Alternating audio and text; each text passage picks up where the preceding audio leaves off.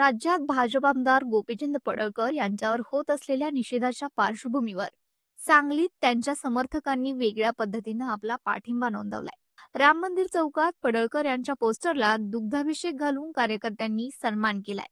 यावेळी बोलताना कट्टर समर्थक राहुल पुजारी म्हणाले, प्रस्थापितांच्या दडपशाही विरोधात सर्वसामान्य जनतेच्या हिताची आणि न्यायाची भूमिका घेणारे महाराष्ट्राचे लोकनेते आणि हिंदू धर्मरक्षक आमदार गोपीचंद पडळकर यांना हा दुग्धाभिषेक अर्पण करून आम्ही आपला स्नेह आणि आदर व्यक्त करतोय। राहुल पुजारी, कट्टर गोपीचंद पडळकर सैनिक, प्रस्थापित व्यवस्थेच्या छताडावर नाचून सर्वसामान्य जनतेला, उपेक्षितांना न्याय देण्यासाठी एक गावगाड्यातला तरुण एक भूमिका घेतो, न्यायाची भूमिका घेतो, त्याला वाढता पाठिंबा होतो। त्यावेळी भविष्यातलं राजकारण ओळखून हीच प्रस्थापित मंडळी त्या गावगाड्यातल्या तरुणाला संपवण्यासाठी, राजकारणातून संपवण्यासाठी वेगवेगळ्या खोट्या केसेस टाकतात, त्याला बदनाम करायचा प्रयत्न करतात। तरी सुद्धा त्यांच्या छताडावर नाचून तो गावगाड्यातला तरुण जत विधानसभा मतदारसंघात 40,000च्या मताने निवडून येतो।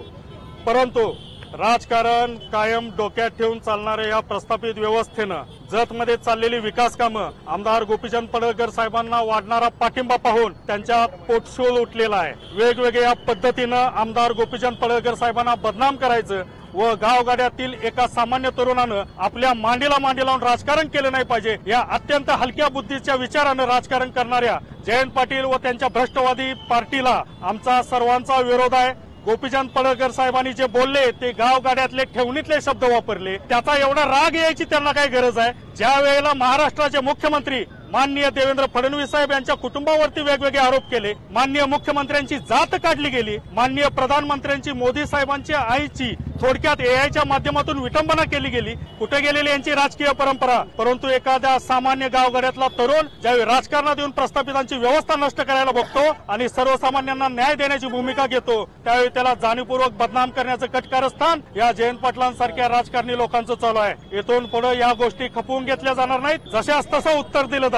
त्यामुळे ज्या पद्धतीनं ही राजकारणी प्रस्थापित व्यवस्था आमच्या नेत्यांना बदनाम करायचा प्रयत्न करत आहेत, त्याला विरोध म्हणून आमच्या नेत्याचा दुग्धाभिषेक घालून त्यांच्या प्रतिमेला आम्ही पूजन केलेलं आहे। जयंत पाटलांच्या बाबतीत गोपीचंद पडळकर जे वक्तव्य केलं त्या बाबतीत अहो, ते सामान्य गावगाड्यातले ठेवणीतले शब्द आहेत हो, एवढा राग यायची काय गरज आहे?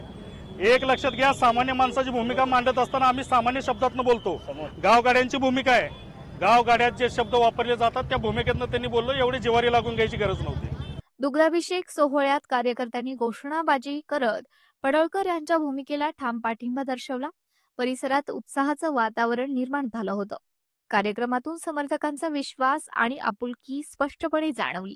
दरम्यान दुग्धाभिषेक सोहळ्यामुळे राम मंदिर चौकात काही काळ वाहतूक विस्कळीत झाली होती। वाहनधारकांना तात्पुरतं थांबावं लागल्यानं परिसरात काही काळ गोंधळाचं वातावरण निर्माण झालं होतं।